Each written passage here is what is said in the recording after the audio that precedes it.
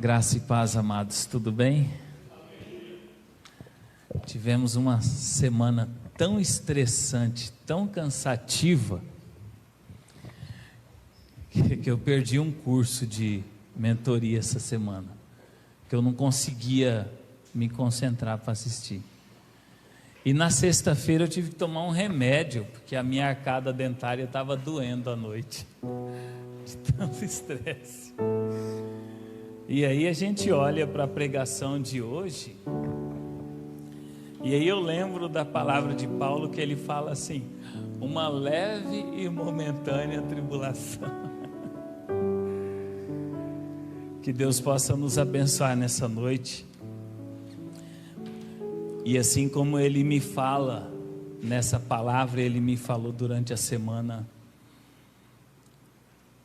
muitas vezes assim, vários insights, e Ele possa falar aos corações dos amados. Irmãos, eu gostaria de falar com os irmãos hoje sobre algo que Paulo, meu xará, fala: a boa, agradável e perfeita vontade de Deus. Eu ouvi, pensando nisso, e eu ouvi essa palavra mais de uma vez essa semana. E qual é a vontade de Deus? A Bíblia fala que a vontade de Deus é que todos se salvem. Então essa é boa, ela é perfeita e é agradável vontade. Porque quando nós nos salvamos, quando nós nos entregamos a Deus, é bom, é perfeito para nós, porque nós estamos nos direcionando à salvação eterna. Porque essa nossa vidinha aqui de 127 anos foi o que dos últimos aí, o que eu consegui ver, vivendo, é muito rápida. Esses dias um pastor estava fazendo uma meditação, e ele falou assim: eu desafio alguém que queira ter um dia maravilhoso, mas que tenha 1 segundo de tribulação. Porque ele, comparando com a nossa vida, essa vida passageira, com a nossa vida eterna. E eu tinha um amigo que Deus o levou, mas ele entrou nessa boa, perfeita e agradável vontade de Deus. Era um cara arrogante, insuportável, militar, daqueles chatos mesmo, que ele chegava, ele queria mostrar quem ele era.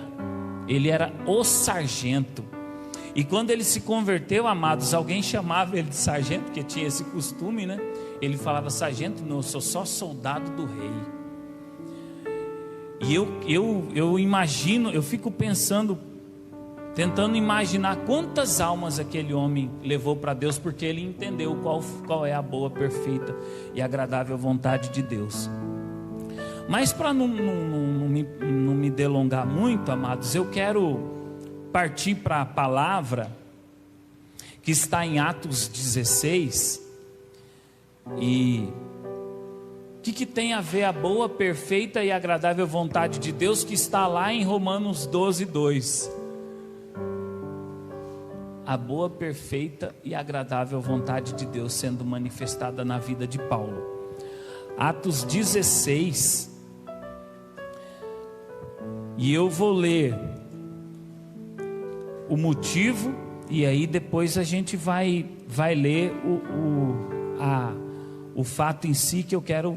O foco dessa palavra é a boa, agradável e perfeita vontade de Deus quando Paulo e Silas são presos. É irônico, né? Chega a ser irônico, mas a palavra diz assim, a partir do versículo 16, Atos 16:16. Na minha versão aqui diz assim: a cura de uma jovem adivinhadora.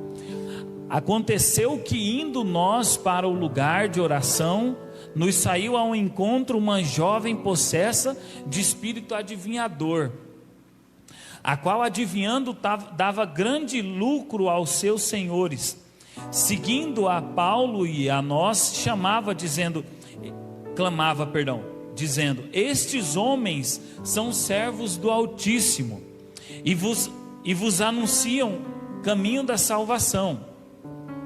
Isso se repetia por muitos dias. Então Paulo, já indignado, voltando-se, disse ao Espírito: em nome de Jesus Cristo, eu te mando, retira-te dela. E ele na mesma hora saiu.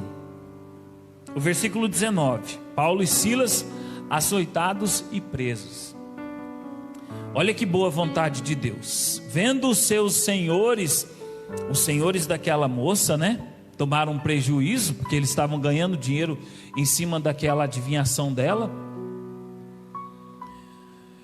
que se lhes desfizera a esperança do lucro, agarrando em Paulo e Silas, os arrastaram para a praça, à presença das autoridades, e levando-os aos pretores, disseram: estes homens, sendo judeus, perturbam a nossa cidade, propagando costumes que não podemos receber, nem praticar, porque somos romanos.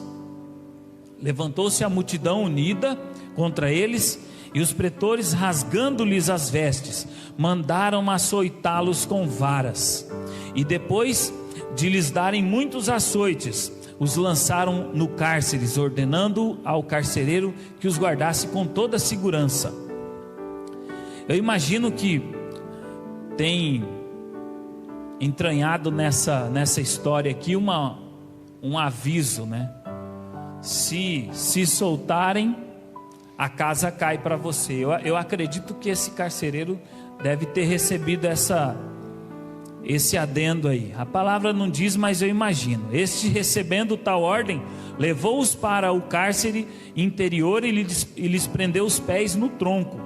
Por volta da meia-noite, Paulo e Silas oravam e cantavam louvores a Deus, e os demais companheiros de prisão escutavam.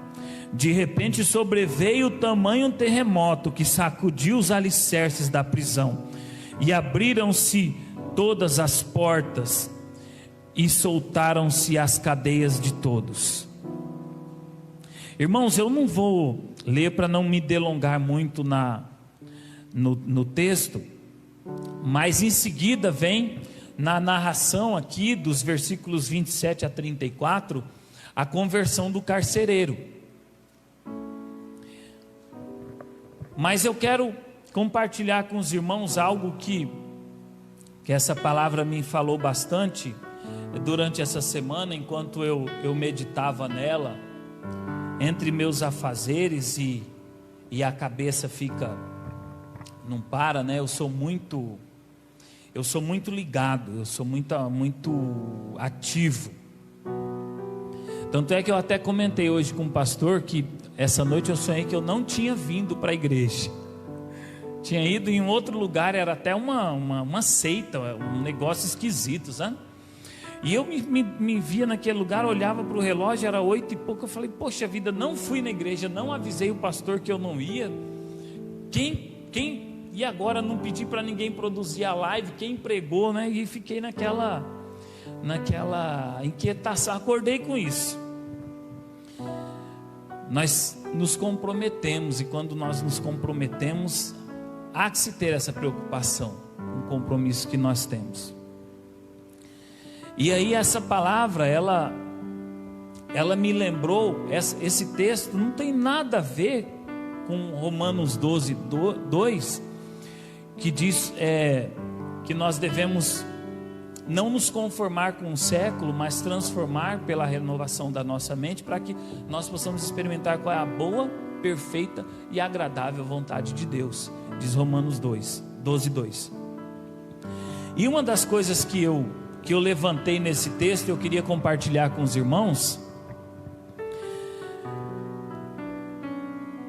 Número 1, vamos chamar assim: quando nós estamos à disposição da vontade de Deus, nós passamos por situações adversas. Os versículos 22 e o 23 são os versículos aqui onde as pessoas realmente se manifestam se levanta a população, o povo se levanta ali, e houve uma fúria tão grande, que na verdade aquela prisão de Paulo era ilegal, porque ele era um cidadão romano, mas eles nem se atentaram para esse detalhe, porque a fúria do povo era grande, e eu acredito que até por uma questão de ordem, aqueles homens devem ter falado: olha, vamos prender esses camaradas, porque realmente eles estão falando um negócio aí que está meio fora da nossa conduta aqui, e esse povo vai linchar eles, aí vai sobrar para nós. E prendem Paulo. A boa, agradável e perfeita vontade de Deus. Olha que boa vontade de Deus. Estou aqui servindo, estou aqui falando dele e vou preso. Mas, como eu disse, amados, quando nós nos colocamos na vontade de Deus, nós passamos por tribulações. Jesus, ele falou assim: olha, no mundo vocês terão aflições, mas olha, fiquem animados, porque eu venci o mundo. E em outro texto ele fala assim: olha, eu estou convosco. Ele não fala eu estarei, eu estive, eu estou, é presente. É um tempo que não se muda, é um tempo que hoje eu posso falar: Jesus está conosco. E Paulo, eu fico imaginando assim, aquelas pessoas olhando para aquele homem tão altivo, tão cheio de si, cheio da verdade, e agora falaram: ah, tá vendo? Ele falou lá contra a gente. Até aqueles homens que com certeza não tinha ainda a internet, não tinha as grandes mídias de hoje, mas com certeza a fama de Paulo já tinha chegado na prisão. E eu fico imaginando, alguns ali devem ter pensado assim: esse aí não é o cara que estava falando lá, e esse Deus dele aí, que é o Salvador, é o tal, não vai salvar ele? Porque muitas vezes, quando nós passamos por tribulação, amados, as pessoas questionam, as pessoas olham para nós e falam assim: mas você não é o tal do seguidor do Deus que vai fazer as coisas boas para você? E elas, como elas não entendem o propósito de Deus, elas não entendem a boa, agradável e perfeita vontade de Deus, que ela passa por vários processos. Essa semana na live do Boa Noite Missão em Vida, eu falei: os nossos sonhos, eles passam pelo poço, os nossos sonhos, eles passam pela prisão. Mas assim como José sonhou, nós podemos sonhar. E Paulo sonhava. O sonho de Paulo, eu acredito que era ver aquele povo adorando a Deus, ver aquele povo reconhecendo a majestade santa que nós cantamos, a majestade de Deus. Mas Paulo estava naquele momento de tribulação. Paulo estava ali no momento em que muitos olhariam para a própria vida e falariam: olha, Deus, eu não vou mais te servir não, eu estava fazendo a tua vontade, agora venho. E o interessante, uma coisa que eu estava analisando nessa prisão de Paulo, que Paulo, ele antes se chamava Saulo, ele era um perseguidor de cristãos, e ele estava salivando a morte quando ele saiu naquela viagem em Atos 9, salivando assim a morte dos cristãos. Ele estava doido para pegar crente e matar, quando Deus abre os seus olhos e faz com que ele veja a quem ele estava perseguindo, e reconhece a majestade daquele Deus.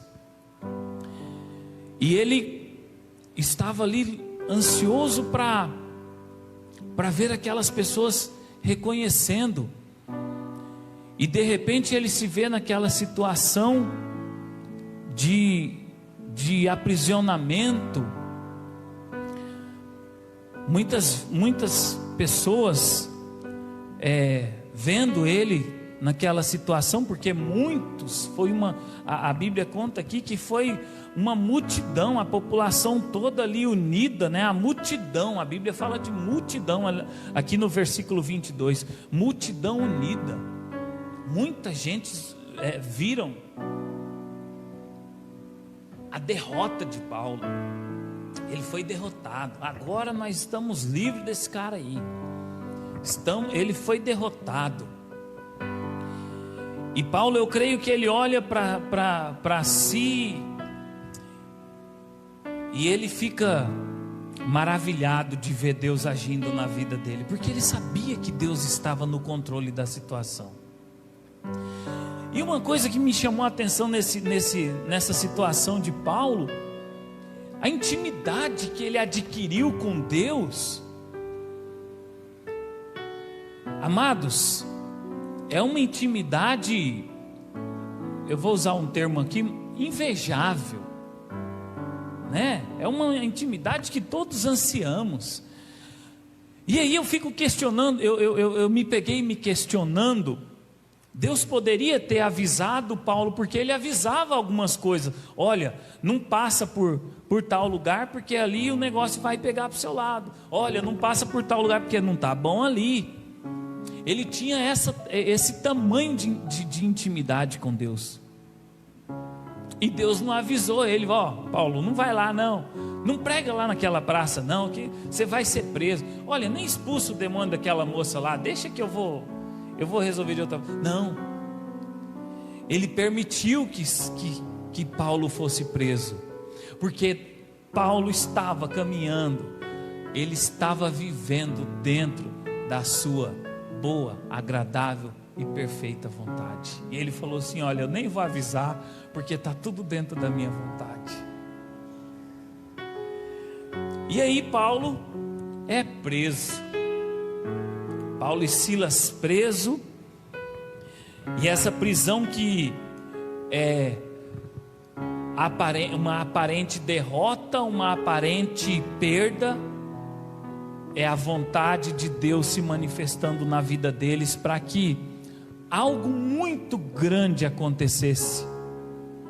E aí Paulo, como ele entendeu a dinâmica de Deus, e ele falou: bom, agora nós vamos passar por mais uma leve e momentânea provação aqui. E eles foram assim rudemente açoitados. Aqui versículo 23, e depois de lhes darem muitos açoites, surraram aos montes Paulo e Silas, bateram muito neles, porque eles foram presos como bandidos, como criminosos. Ele entende a boa, agradável e perfeita vontade de Deus. E aí eu quero ir para um segundo ponto, o nosso tempo é curto. Quando nós estamos à disposição da vontade de Deus, nós passamos por situações adversas, beleza. Mas se nós estamos nessa disposição, nós devemos e nós somos gratos. Quando nós estamos dentro da vontade de Deus, nós somos gratos. E a Bíblia fala assim que tem até uma música, o Terremoto Santo. Depois eu vou deixar os irmãos curiosos aqui. Eu vou colocar o link dessa música no rodapé da live do culto, para os irmãos ouvirem. Se eu não me engano é da Eichla Cassiane, é a Cassiane? E aí fala é tremenda essa música. Eu não vou cantar ela aqui, porque eu não vou dar vexame, mas é linda. Demonstra, é um desenho daquilo que aconteceu nesse momento aqui. E eu falei para o pastor Edinho antes do culto começar, falei: pastor, eu acho que eu descobri qual música que o Paulo começou a cantar lá na hora. E hoje me preparando, e eu gosto muito de por conta de uma tia Vandira que eu tive no passado, vocês não conhecem ela. Eu gosto muito de ver, sabe, dos desenhos, das coisas. Peguei e coloquei Paulo e Silas na prisão para a gente assistir o desenho lá em casa. E o Adiel falou assim: olha, as portas estão se comendo. Na hora que o terremoto aconteceu, as portas começaram a se comer. Por quê? Ele entendeu a vontade de Deus para a vida dele. E ele falou: Deus, o que nós vamos fazer agora? Silas, o que nós vamos fazer agora? Ele falou assim: olha, Silas, vamos fazer um negócio. Vamos provocar um terremoto aqui nesse lugar.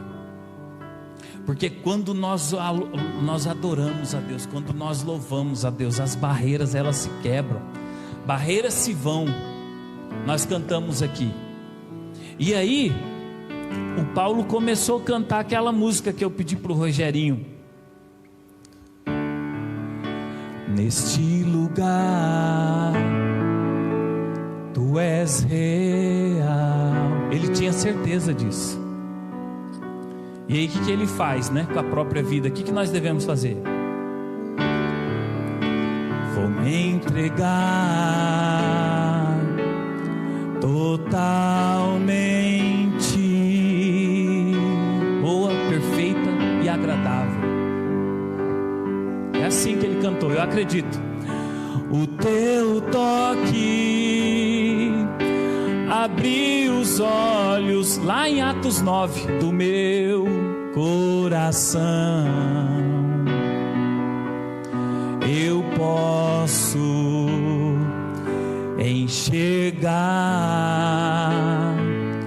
e entender. Ele preso ali, ele falou: e agora, o que eu vou fazer? Se eu me humilhar diante do teu altar e sacrificar aquilo que me custar, tu inclinarás os teus ouvidos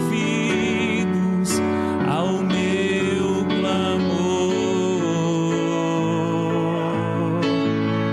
Ele cantou, eu acredito. Mas vale um dia no centro do teu querer que toda a vida sem jamais te conhecer. Tu és minha fonte, minha colheita, minha herança. Eu fico imaginando Paulo, irmãos, falando para Deus: Deus, a situação é adversa, mas eu sei que o Senhor pode todas as coisas. E aí, quando o terceiro ponto que eu queria falar com os irmãos, quando nós colocamos a nossa vida à disposição da vontade de Deus, nós somos instrumento de salvação. Independente, irmãos, eu vou contar uma história para os irmãos. Independente de você, se for o caso de você morrer, e essa morte for um instrumento de Deus para que alguém seja salvo, nós vamos morrer. E depois eu quero contar para os amados uma historinha. Mas antes aqui, no versículo 30, que eu não li no começo: independente do que nos aconteça, nós estamos dentro da vontade de Deus. Depois, trazendo-os para fora, disse: senhores, que devo fazer para que seja salvo? O carcereiro, amados, quando ele viu que os homens estavam todos livres,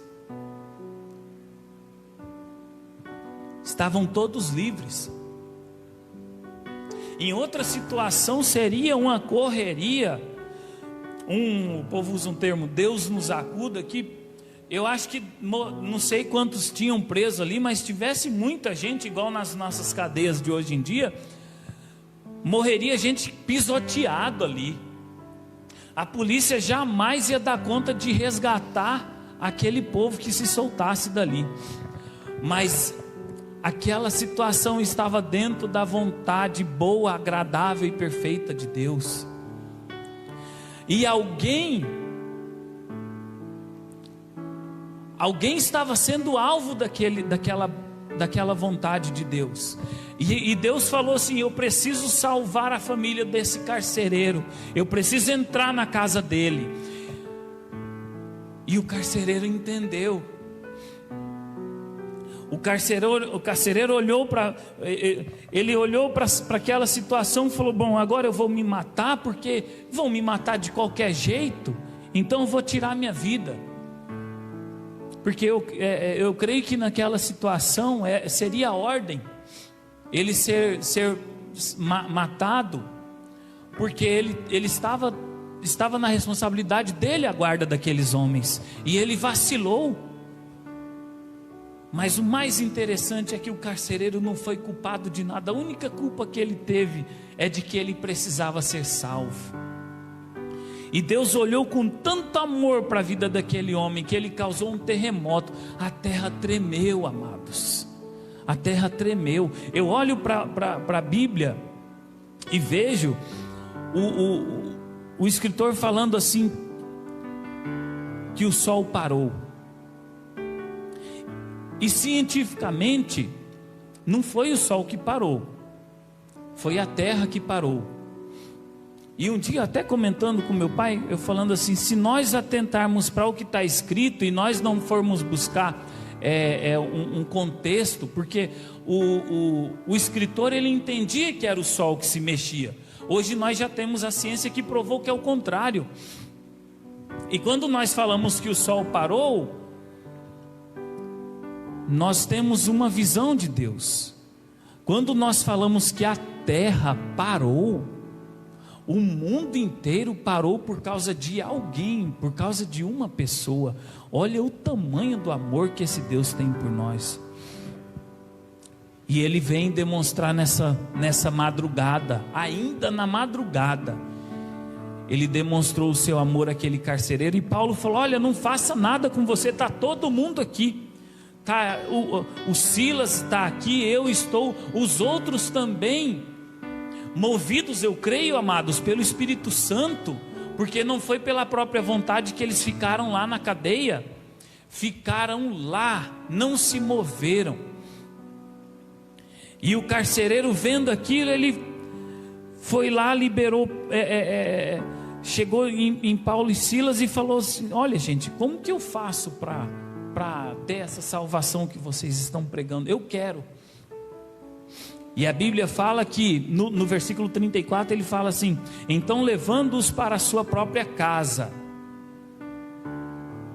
lhes pôs à mesa, e com todos os seus manifestava grande alegria por terem crido em Deus.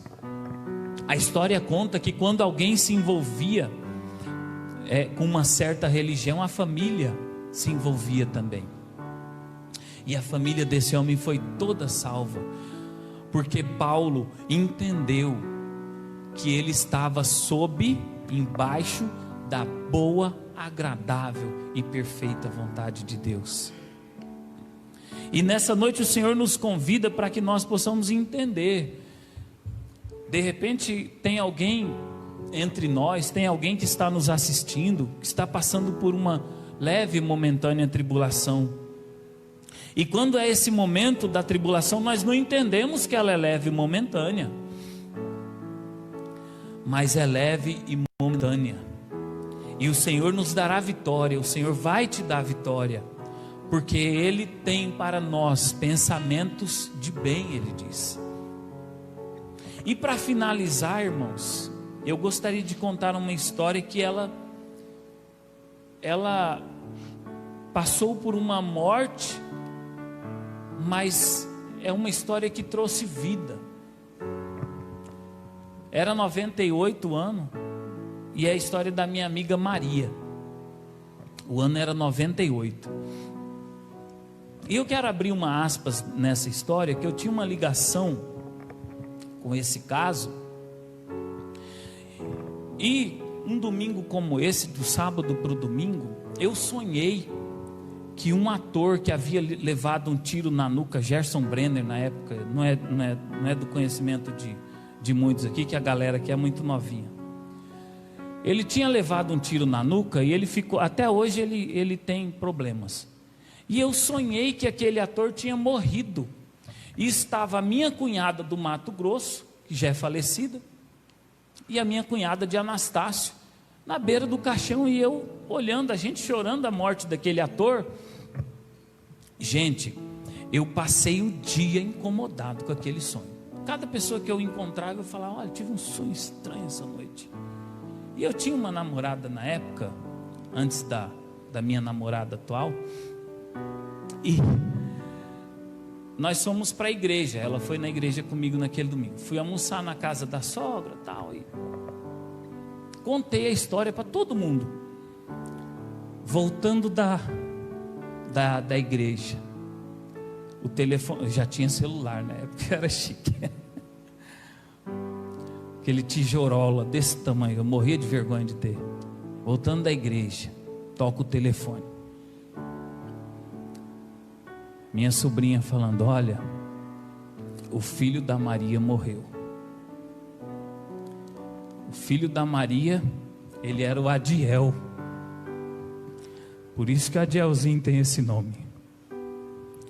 Ele era um filho que minha mãe não pariu. Mas ele era um servo de Deus, era um presbítero. E naquele domingo à tarde ele sofreu um acidente. E um detalhe que eu quero atentar nessa história, irmãos. A Maria estava no interior do Pará, lá para os Cafundó. E ela estava indo para um lugar onde ela ia se desligar do mundo, que não teria como ela saber notícia da morte do filho. Mas a Maria, ela é uma mulher de uma intimidade tão grande com Deus, que às vezes ela conversa com Deus e Ele responde para ela. E a Maria teve o carro estragado na estrada e passou por uma leve e momentânea tribulação, assim como Paulo passou aqui. E ela não entendendo, Senhor, o que acontece? Orou e Deus não tomou providência, até que chegasse a ela a notícia de que o filho havia falecido, para ela poder retornar e enterrar o filho. Olha o mover de Deus na vida da Maria. Irmãos, por que eu estou contando essa história? Porque ela estava dentro dessa boa, agradável e perfeita vontade de Deus. Mesmo perdendo o filho, ela entendeu. Se você conversar com ela hoje, ela entende por que ela perdeu o filho. E aí o que acontece? Os relatos contam de que foi um acidente. Ele estava indo trabalhar na BR de moto e um carro atravessou, entrou na contramão e o bateu de frente. A família que o encontrou era a família do carcereiro. Deus precisava cumprir a boa, agradável e perfeita vontade de Deus na vida daquela família. E assim como esse carcereiro, eles não tinham encontrado o Deus daquele jovem. E com a vida de um jovem de 29 anos que se perdeu porque não foi perdida, aquela família se entregou para Deus, assim como esse carcereiro se entregou com toda a sua família, a família que o socorreu na estrada. Amados, quando nós estamos dentro da boa, agradável e perfeita vontade de Deus, a nossa vida não tem outro sentido. Esse cântico ele fala assim: mais vale um dia no centro do teu querer, que toda a vida sem jamais te conhecer. Nós só precisamos de um dia na vontade de Deus. Aquele homem que estava na cruz junto com Cristo, ele não teve nem um dia. Ele teve segundos ali que ele reconheceu, falou: opa, esse é o Cristo, Filho de Deus. Olha, lembra de mim, eu reconheço o seu reinado.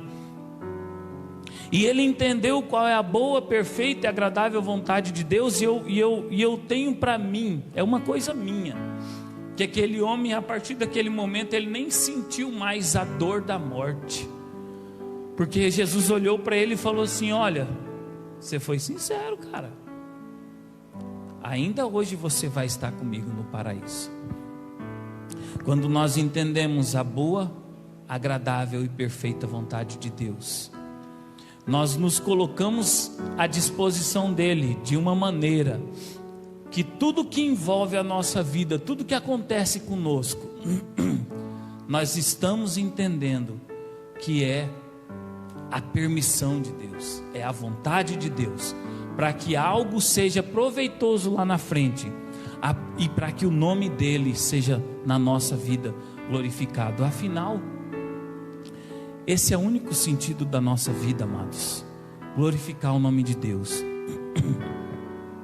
Que essa palavra, irmãos, assim como ela tocou no meu coração, ela possa tocar nos corações dos irmãos de uma maneira espetacular.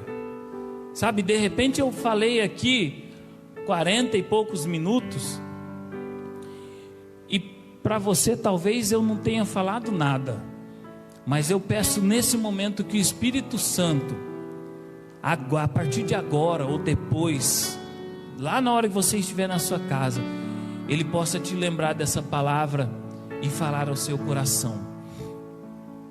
Temos a live durante a semana, o vídeo vai para o canal do YouTube, já editado, só a palavra.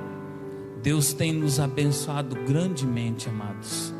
Deus tem mantido, Deus tem praticado a boa, agradável e perfeita vontade dele nas nossas vidas, e por isso nós agradecemos.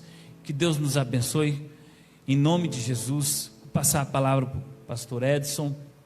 Antes eu quero orar, pastor Edson Godoy, que Deus possa nos abençoar, mas vale um dia na tua presença, Senhor. Há um outro cântico que diz que quem já pisou no Santo dos Santos não consegue viver em outro lugar. Senhor, nós entendemos, às vezes nós esquecemos até, nós somos humanos, nós somos falhos, mas nós entendemos que a tua vontade é boa, agradável e perfeita para as nossas vidas, e nós te agradecemos, ó Deus. Liberte, Senhor, as cadeias, rompa as barreiras, ó Deus.